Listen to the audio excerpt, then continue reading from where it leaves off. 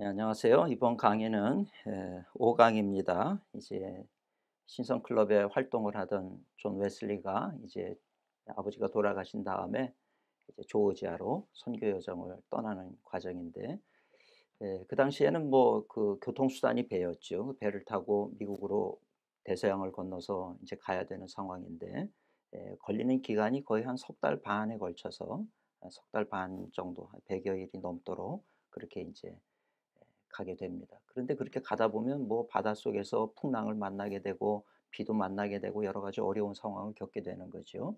이 뱃속에 그 바다 위를 건너가다 보면 뭐 거기서 누구한테 도움을 구할 곳이 없죠. 그래서 사느냐 죽느냐 그 기로에 서게 되는 거죠. 그러다 보니까 웨슬리는 이 죽음이라고 하는 것을 직면하게 되고 죽음 앞에서 자기의 신앙이라고 하는 것이 어떤 모습인가에 대해서 고민을 하게 됩니다. 그래서 1735년 10월 14일에 이제 존 웨슬리는 자기의 동생 찰스 웨슬리를 데리고 가요. 찰스 웨슬리와 신성 클럽에서 같이 활동을 했던 이 벤자민 잉햄이라고 하는 사람과 또 상인의 아들인 이 찰스 델라모트라고 하는 사람과 동승을 하게 됩니다. 네 사람이 이제 배를 타고 대서양을 건너서 미국을 향해서 가게 되는 거죠. 근데 거기에는 26명의 독일인들이 타고 있었어요. 독일인들을 만나게 되는데 이 독일인들이 이제 우리가 잘 아는 모라비안들입니다. 모라비안 교도들이 26명이 배를 타고 같이 이제 가게 되는 거죠. 그래서 이들과 대화하기 위해서 그 배 위에서 존 웨슬리는 독일어를 공부하기 시작을 합니다. 참 대단한 열정이죠. 그 독일 사람들과 대화하고 교제하기 위해서 독일어를 공부를 하게 되는데, 이제 우리가 잘 아는 대로 이 존 웨슬리는 미국으로 떠날 때 이 런던에 가면 런던 좀 그 하구 쪽으로 내려가다 보면 그레이브샌드라고 하는 그 항구가 있습니다. 그 그레이브샌드에서 시몬스호, 이름이 이제 배 이름이 시몬스죠. 시몬스호를 타고 이제 출항을 하게 되는데 1735년 10월 21일에 출항을 하게 됩니다. 출항을 하게 되고 도착이 언제냐면 1736년 2월 6일에 미국에 이제 첫 발을 내딛게 됩니다. 근데 이제 10월 21일에 출발을 하면서 존 웨슬리는 우리가 규칙적인 생활을 하자. 그래서 선상에서 이제 가는 동안 한 석 달 반 기간 동안 이제 규칙을 세우는 거예요. 우리 일상 규칙을 이제 정하게 되는데, 우리도 어렸을 때 여름방학 때고 하면 생활 규칙 뭐 표를 만들듯이 그런 규칙을 만들었어요. 그래서 common way of living이라 그래서 이제 일상생활에 공통적으로 우리가 해야 될 것. 그래서 이제 적게 되는데 그 내용을 잠깐 읽어 드릴게요. 보면은 새벽 4 시에 기상을 합니다.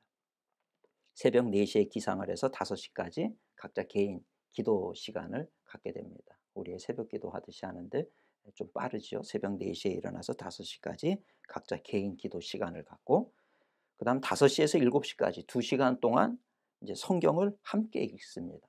그래서 성경을 함께 이 네 사람이 같이 성경을 읽으면서 그냥 읽는 것이 아니라 초기 기독교 문헌들, 초기 기독교에서는 이런 부분들을 어떻게 얘기하고 있는가 비교하면서 초기 기독교 문헌들과 함께 연구를 했습니다. 그리고 이제 7 시에서 8 시까지 1 시간 동안 아침 식사를 하고, 8 시에서 9 시까지 1 시간은 공동 기도를 합니다. 퍼블릭 프레이어를 같이 이제 기도를 하고, 그다음에 9 시부터 오전 시간 12 시까지 3 시간 동안은 예 존 웨슬리의 경우는 이제 독일어를 공부하고 이제 개인 시간입니다. 그래서 존 웨슬리는 그 3 시간 동안 독일어를 매일 이제 공부를 하게 됩니다. 그리고 이제 12 시에서 1 시까지는 다시 모여서 지난 모임 이후에 우리가 무엇을 하였는가, 또 앞으로 남은 시간에 오늘은 뭘 할 건가, 이런 것들을 서로 나누면서 서로의 시간을 체크해 줍니다. 속회 모임은 그냥 예배드리고 끝나는 시간이 아니고 실질적으로는 삶을 나누는 거예요. 지난 한 주간 동안 어떻게 살았느냐, 또 앞으로 무엇을 하며 살 거냐, 무엇이 좋았느냐, 무엇이 내가 신앙 성장하는 데 걸림이 되었느냐, 이런 삶을 서로 나누는 걸 통해서 우리가 잘못된 것은 끊어버릴 수가 있고 좋은 것은 더 격려를 해서 같이 해 나갈 수가 있는 거죠. 삶을 나눈다라고 하는 것이 어떻게 보면 속회에 있어서 가장 중요한 시간이다, 이렇게 얘기할 수 있습니다. 이 배를 타고 가면서도 인제 12 시에서 1 시까지 이렇게 지난 모임 이후에 뭘 했느냐, 앞으로 무엇을 할 것이냐, 이런 것들을 나눴다는 것이죠. 그리고 1 시부터 4 시까지 점심 식사를 하고 그다음에 이제 자유 시간입니다. 1 시부터 4 시까지 자유시간인데 이 자유시간 동안 밥을 먹고 난 이후에 주로 존 웨슬리가 했던 것은 이제 사람들과 담소를 나누고 대화를 하는 거예요. 또 시간이 남으면 책을 읽어 주고 그 당시에는 문맹들도 많이 있었기 때문에 좋은 책들을 이렇게 읽어 주기도 하고 그랬습니다. 존 웨슬리는 만나는 사람들에게마다 좋은 서적, 신앙 서적을 읽어 주는 일 또는 대화하는 일 이런 일들을 했다는 거지요. 그리고 4 시에서 5 시까지 또 저녁 기도 시간으로 이렇게 인제 모이게 됩니다. 그리고 5 시에서 6 시까지는 1 시간 동안은 또 개인적으로 흩어져서 개인 기도 시간을 갖고 6 시에서 7 시까지는 선실에서 2-3 명의 승객들에게 또 책을 읽어 줍니다. 그 7 시에서 8 시까지는 독일인들이 이 26 명의 모라비안 교도들이 인제 매일 예배를 드리는데 그 예배에 인제 참석을 해서 같이 예배를 드리는 거죠. 독일어도 배울 겸 또 그들의 신앙 생활도 배우고 하려고 이 독일인들 예배에 참여를 해서 그들과 함께 예배를 드렸습니다. 그리고 8 시에서 9 시까지는 이제 마지막으로 하루를 인제 정리를 하면서 서로 격려하고 교훈을 나누고 이랬어요. 그리고 인제 9 시에서 10시 사이에 인제 취침을 하게 되고 그다음 날 또 4 시가 되면 또 일어나서 4 시에서 5 시까지는 개인 기도 시간을 갖고 성경 공부를 하고 이렇게 인제 진행이 되어 왔습니다. 참 이 일정을 보면 1 시간도 헛되게 쓰는 그런 시간이 없었다는 거죠. 사실 감리교도들은 메소디스트라고 불리는데 우리 감리교회 요즘에 가장 큰 문제가 뭐냐 이렇게 묻는다 그러면 저는 제 개인적인 생각입니다마는 저는 메소디스트가 메소드를 잃어버렸다.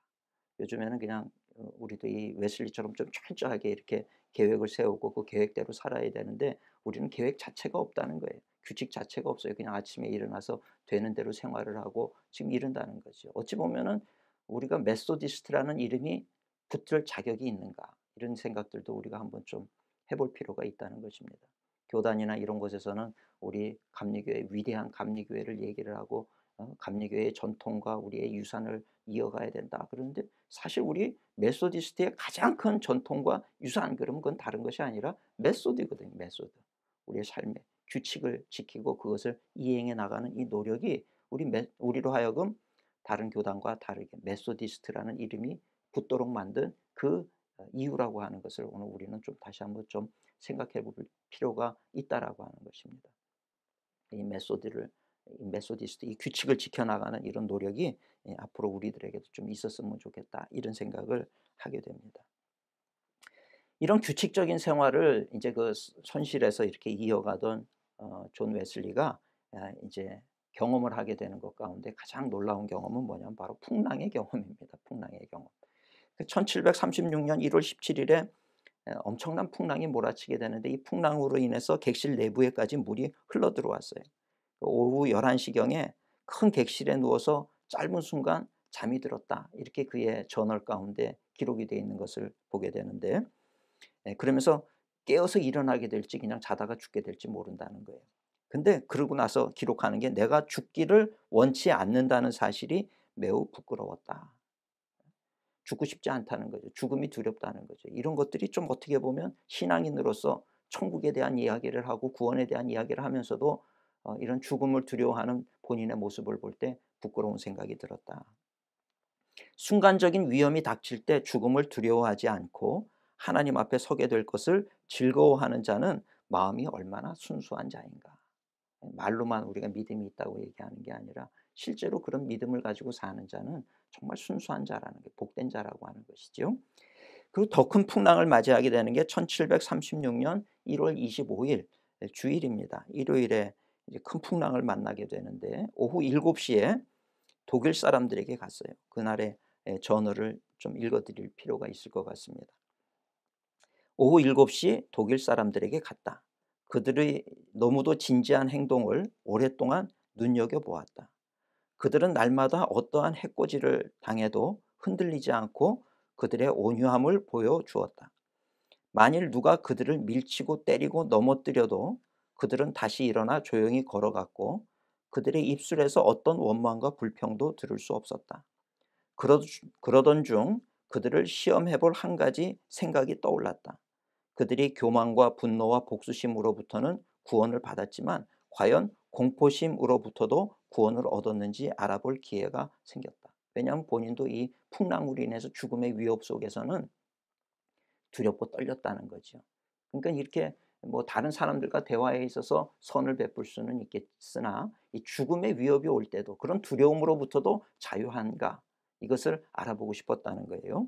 그래서 계속해서 그 저널을 읽어보면, 폭풍으로 죽음의 공포 속에 있을 때 영국인들은 큰 비명을 질렀지만 독일인들은 조용한 가운데 찬송을 불렀다. 풍랑 이후 나는 그들 중 한 사람에게 물었다. 두렵지 않았습니까? 그들은 대답했다. 아니요, 두렵지 않았습니다. 여자들과 어린이들은 두려워하지 않았나요? 그는 온유하게 대답했다. 아니요, 우리 여자들과 어린이들도 죽는 것을 두려워하지 않습니다. 나는 그들을 떠나서 울며 떨고 있는 영국인들에게 와서 고난의 순간에 하나님을 경외하는 자들과 경외하지 않는 자들의 차이점에 대해 지적을 해 주었다. 12시경에 바람이 잦아들었다. 오늘은 내가 지금까지 경험한 날 중에서 가장 영광스러운 날이었다. 이렇게 일지에 기록을 하고 있는 것을 볼 수가 있습니다. 웨슬리는 이 독일인들, 이 모라비안 교도들이 너무나도 신기했던 거예요. 연구의 대상인 거죠. 어떻게 똑같은 신앙을 가지고 있다 그러면서도 영국인들은 풍랑이 오니까 비명을 지르고 난리를 치고 그러는데 독일인들은 조용한 가운데 하나님을 찬양송할 수 있을까? 진짜 믿음을 가진 사람과 그렇지 못한 사람의 이 차이가 너무나도 확연하게 났다는 거예요. 존 웨슬리는 그동안 신앙을 가르치기도 하고 교회 다니면 크리스찬인 줄 알고 어떤 행위를 크리스찬답게 하면 그것이 크리스찬인 줄 알았는데 이런 내적인 평안함이 없었다는 거죠. 근데 독일인들은 달랐다는 거예요. 그런 걸 통해서 웨슬리에게는 이 조지아로 가는 이 선상에서의 이 경험이 그에게 큰 충격을 줬다는 것입니다. 그 이후에 그 모라비안과 계속 교제를 하고 그 지도자를 만나면서 그의 생각이 달라지는 것을 우리가 알 수가 있습니다. 1736년 2월 6일에 이제 아침 8시 경에 미국 땅에 이제 첫 발을 내딛게 됩니다. 그러면서 이제 모라비안 지도자를 그 다음 날 1736년 2월 7일에 만나게 되는데, 그 사람이 누구냐면 바로 유명한 스판겐버그라고 하는 사람을 만나게 되는 거예요. 이 스판겐버그를 이 오글소프라고 하는 이 총독이 소개를 해줘서 만나게 되는데, 이 첫 만남에서 이제 모라비안의 지도자니까 얼마나 관심이 많았겠습니까? 어떻게 그럴 수 있냐 그러고 이제 이런저런 질문도 하고 대화를 했겠죠. 그때 스판겐버그가 웨슬리에게 질문을 던지는 거예요. 근데 그 질문은 너무나도 놀라운 질문을 던집니다. 당신은 당신 자신 안에 내적 증거를 가지고 있는가? 존 웨슬리는 목사예요. 또 옥스퍼드의 교수예요. 그리고 또 이제 열정도 뜨거워서 복음을 전하기 위해서 선교사로 지금 미국으로 건너온 사람입니다. 근데 한 번도 들어보지 못한 얘기를 하는 거예요. 당신 안에 내적 증거를 가지고 있느냐? 우리는 그냥 신앙인답게 살면 되고 교회를 잘 다니고 말씀을 따라 살면 된다고 생각했는데 당신 안에 내적 증거가 있느냐? 이 질문이 웨슬리에겐 너무나도 충격적인 거죠. 다음에 질문은 또 이런 질문을 합니다. 하나님의 성령이 당신의 영과 더불어 당신이 하나님의 자녀인 것을 증거하는가? 하나님의 영이 당신은 하나님의 자녀라고 하는 것을 증거하는가? 놀라서 웨슬리가 대답을 못하는 거예요. 대답을 못하고 있으니까 이제 수준을 낮춰서 스판겐버그가 질문을 하는데, 당신은 예수 그리스도를 아십니까? 너무나도 놀라운 얘기를 하는 거죠. 목사요, 교수요, 선교사로 지금 가는 사람에게 당신은 예수 그리스도를 아느냐? 여기서 엉겁결에 이제 웨슬리가 대답을 하는데, 그 대답이 나는 그분이 이 세상의 구주이신 것을 알고 있습니다. 너무나도 신학적이고 너무나도 이 보편적인 그런 이야기를 하는 거죠. 나는 그분이 이 세상의 구주인 것을 알고 있습니다. 그러니까 그 스판겐버그가 다시 질문을 해요. 맞습니다. 그러나 당신은 그가 당신을 구원하신 사실을 알고 있습니까? 개인적인 실질적인 그분이 죽으신 것은 너를 위해서 죽었다는 것을 너는 아느냐? 이제 이런 질문을 하게 되는 거죠. 그러니까 거기서 엉겁결에 이제 웨슬리가 답변을 하는 것은 그가 나를 구원하기 위해 죽으셨기를 나는 바랍니다. 전혀 믿음이 없는 사람 같은 그런 고백을 하는 거예요. 그분이 나를 위해서 죽어줬기를 바랍니다. 이런 대답을 하는 거예요. 그러니까 이제 이 스판겐버그가 또 다른 질문을 해요. 당신은 당신 자신을 아십니까? 너는 당신이 누군지 아십니까? 이런 질문을 하는 거예요. 여기에 대해서 예, 알고 있습니다. 그렇게 얘기를 했는데 그 다음에 뭐라고 기록하냐 하면, 그러나 나는 그 말이 공허한 것 같아 두려웠다. 이렇게 기록을 하고 있는 것을 볼 수가 있습니다. 그러니까 영적 깊은 침체기에 빠지는 거예요. 교수요, 또 목사요, 사제요, 또 선교사로 복음을 전하기 위해서 온 사람인데 자기 자신도 누군지를 모르고 예수님이 나를 위해서 죽으셨다는 것도 모르고, 근데 내가 누구에게 복음을 전할까? 나에게는 어떤 내적인 증거도 없고 죽음 앞에서 모라비안 교도들처럼 평안하지도 못했고, 이런 것들이 존 웨슬리의 삶을 다 뒤흔들어 놓기를 시작을 하는 거죠. 이때가 1736년이니까 존 웨슬리의 나이가 33살이었을 때입니다. 그의 삶이 가정에서부터 신성 클럽을 하고 대학을 다니고 그렇게 해왔던 그 모든 사제 안수를 받고 또 나가서 또 루트 지역에서 또 복음을 전하고 사제 역할을 하고 했던 그 모든 것들이 한순간에 다 뒤죽박죽이 되면서 흔들려 버리는 그런 자신의 모습을 보게 되는 거죠. 어떻게 보면은 영적 깊은 침체기에 빠지게 되는 거죠. 그 신학교에 인제 공부를 하는 학생들도 제가 만나 보면 어렸을 때는 순수한 믿음이었는데 자꾸 회의가 오고 의심이 오고, 그리고 신학교회를 갔는데 전혀 우리 신앙적인 얘기가 아니라 어떤 신학적인 그런 이야기들을 읽으면서 '이건 내가 지금 맞는 길을 가고는 있는 것인가?' 이렇게 흔들리는 신학생들도 많이 만나게 됩니다. 그래서 영적 침체기에 빠지게 되지만, 그러나 이것이 다 지나고 보면 침체기로 끝나는 것이 아니라 이것이 하나님의 인도하심이고 더 폭넓게 더 깊이 있게 우리 자신을 바라보면서 더 신앙적이고 더 영적인 존재로 만들어가는 과정이라고 하는 것을 오늘 우리들은 이제 경험을 하게 되는 거지요. 그래서 이 스판겐버그의 이 질문으로 인해서 존 웨슬리는 정말 근본적으로 자기 자신을 돌아보고 내가 믿는 신앙에 대해서 다시 한번 돌아보게 에, 되는 기회가 됩니다. 그래서 이 스판겐버그와 교제를 하는 거예요. 그 교제를 하게 되는데 이틀이 지난 2월 9일 1736년 2월 9일에 스판겐버그와 대화를 하는데 스판겐버그에 대해서 알고 싶은 거예요. 그리고 물었더니 이제 스판겐버그가 자신의 삶에 대해서 이야기를 합니다. 나는 18세에 예나 대학교에 들어갔다. 지금도 독일에 가면은 예나 대학이 있죠. 그리고 또 할레 대학이 있고, 이 두 대학은 굉장히 이 신앙적인 대학이고, 특별히 나중에 그 할레 대학 같은 경우는 선교를 위한 대학이다 이렇게 얘기를 할 만큼 대단한 그런 복음 중심적인 그런 대학입니다.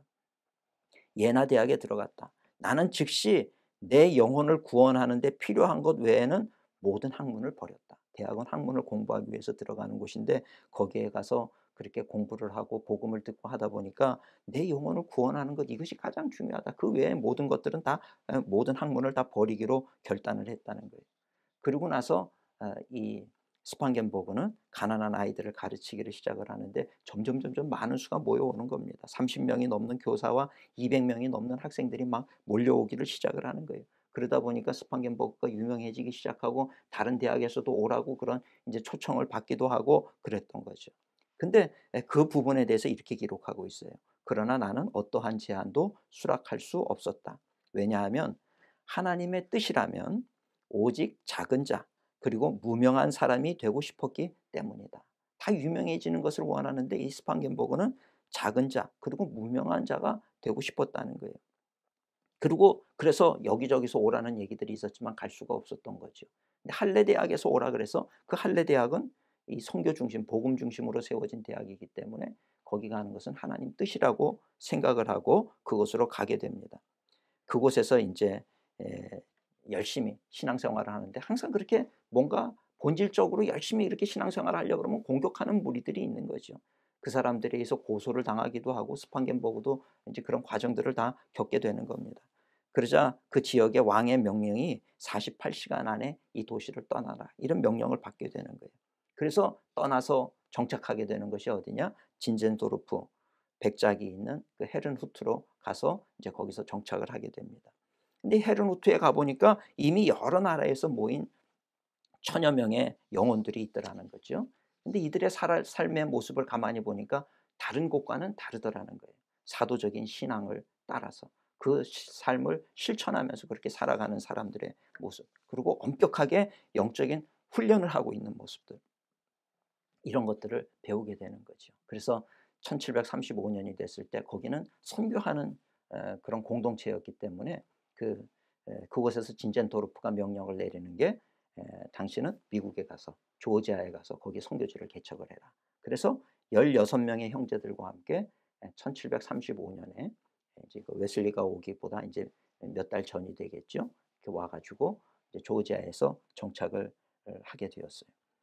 그러면서 이제 "나는 그래서 여기 지금 머무르고 있는 중이다." 그러니까 이제 존 웨슬리가 "그럼 다음에는 어디로 가실 작정입니까?" 그랬더니 "미국 펜실베니아로 갈 예정입니다. 그러나 하나님의 뜻이 어디에 있는지 잘 모르겠습니다. 나는 눈먼 사람입니다. 어린아이입니다. 나의 아버지가 아십니다. 나는 어디든지 아버지가 부르시면 갈 준비가 되어 있습니다." 그러니까 웨슬리로서는 이렇게 확신에 차서 하나님의 인도하심을 따르는 이런 무리들을 볼 때 참 충격을 받지 않을 수가 없는 거예요. 영국의 그 당시의 사제들은 다 타락했단 말이죠. 세속주의로 가고 상류층의 삶을 본받으려고 그러고 그렇게 따라가고. 그래서 이 웨슬리 당시의 어떤 상황, 시대 상황을 적어 놓은 글들을 보면 참 비참하기 이를 데 없는, 영적으로 너무나도 어 침체기에 빠져 있는 영국 교회의 모습을 볼 수가 있는데, 예, 이 헤르노트의 이 모라비안들의 삶의 모습은 전혀 본인이 경험해 보지 못한 그런 삶을 살고 있으니 이 존 웨슬리로서는 충격을 받지 않을 수가 없었다는 것입니다. 이 우리가 모라비안 얘기를 많이 하는데, 이 모라비안은 어떤 사람들이냐면 우리가 잘 아는 대로 체코의 존 후스, 얀 후스라고도 얘기하죠. 1415년에 얀 후스가 이제 뭐 개혁자였기 때문에 처형을 당하게 됩니다. 근데 그 정신을 유지하려고 하는 사람들이 지금의 체코죠. 체코의 한쪽은 보헤미아고 한쪽은 모라비아인데, 그 보헤미아와 모라비아로 건너가서 거기서 이제 보헤미아 형제단이라고 하는 모임을 창설을 하게 됩니다. 근데 로마 교회로부터 분리가 돼서 엄청난 핍박을 받게 되니까 떠돌다가 1722년에 진젠도르프 백작이 이제 영지인 섹손이라고 하는 곳으로 가서 진젠도르프에게 가게 되는 거예요. 그 진젠도르프가 헤르누트에 이런 어떤 공동체 마을을 만들어 놓죠. 이 헤르누트는 지금도 독일에 가면 그 모습 그대로를 유지를 하고, 진젠도르프가 거처하던 장소며 뭐 이런 것들을 우리가 다 볼 수가 있고, 그 모라비안의 역사들이 다 보존이 되고 있는 것을 우리가 볼 수가 있습니다. 그래서 이 헤르노트를 건설하고 진젠도르프가 신앙 운동을 하는데 루터 교회 안에 경건 운동을 하는 거예요. 그러니까 참 이 존 웨슬리의 감리교회는 이 영국 국교회 안에 국교회를 갱신하고자 하는 경건 운동이 우리 메소디스트 운동이다, 감리교 운동이다, 이렇게 얘기할 수 있는데, 진젠도르프는 그 이전에 이 영국 독일의 루터 교회 안에 경건 운동을 하기 위해서 이 모라비안들을 훈련을 하게 된다는 거죠. 이들의 특징은 복음 전도입니다. 선교입니다. 지금도 전 세계에 흩어져서 선교를 하고 있는 것을 볼 수가 있습니다. 1736년 2월 28일에 이런 모라비안에 대해서 충격을 받았던 존 웨슬리는 이들의 회의를 지켜보게 되는 거예요. 관심이 있었기 때문에 어떻게 회의를 진행하나, 이들의 모임은 어떤가, 이것을 관심 있게 이제 지켜보게 되는 거죠. 그러면서 2월 28일자 저널에 이렇게 기록이 되어 있습니다. 회의와 기도회로 몇 시간을 보낸 후 그들은 감독을 선출하고 임직하는 업무를 진행하였다. 모든 과정이 엄숙하고 놀랍도록 단순했다. 그래서 초대교회와 현대교회 사이에 1700여 년이라는 시간 차이를 잊을 정도였다. 나는 형식과 계급이 없는 회중 가운데 있는 듯했고, 거기에는 자비랑 선교사였던 바울, 어부였던 베드로가 마치 사회를 보는 듯 했는데 여전히 성령의 능력이 현저하게 나타나고 있었다. 이렇게 기록을 하고 있는 것을 볼 수가 있습니다. 그러니까 영국 국교회는 이게 이제 고교회라고, 하이처치라 그러죠. 고교회이기 때문에 모든 게 제도화되어 있고 뭔가 높낮이가 분명하고 그렇다는 거예요. 뭐 모든 이 가운을 입는 것부터 해가지고 모든 것들이 다 화려하죠. 근데 이들은 그냥 바울과 베드로가 회의를 진행하는 것 같았다는 거예요. 형식과 계급이 없이. 그러나 그 가운데 성령의 역사는 현저하게 나타나고 있는 것을 볼 수가 있었다. 이런 것들이 이 웨슬리에게는 굉장히 이제 충격적인 그런 일이 되는 거죠. 이런 것들을 지금까지 이렇게 경험을 하고 나서 이제 다음 시간에는 이 조지아에서 어떤 일을 했는지, 조지아 선교 사역에 대한 얘기를 하겠습니다마는, 거기서 이제 소피 합키라고 하는 여인과 또 이렇게 만남도 있고, 그러다가 또 그것이 잘못돼 가지고 결국은 쫓겨나다시피 하는데, 그래서 이 조지아 선교 사역 다음 시간에는 어떻게 이제 진행이 됐는가, 이 모라비안과의 경험과 자신의 그동안의 훈련과 규칙과 이런 것들이 다 결부가 돼서 이제 본격적인 이 조지아 선교 사역을 시작을 하게 되는 이야기를 다음 시간에 이어서 하도록 그렇게 하겠습니다. 오늘 강의 수고 많이 하셨습니다. 다음 시간에 뵙겠습니다. 감사합니다.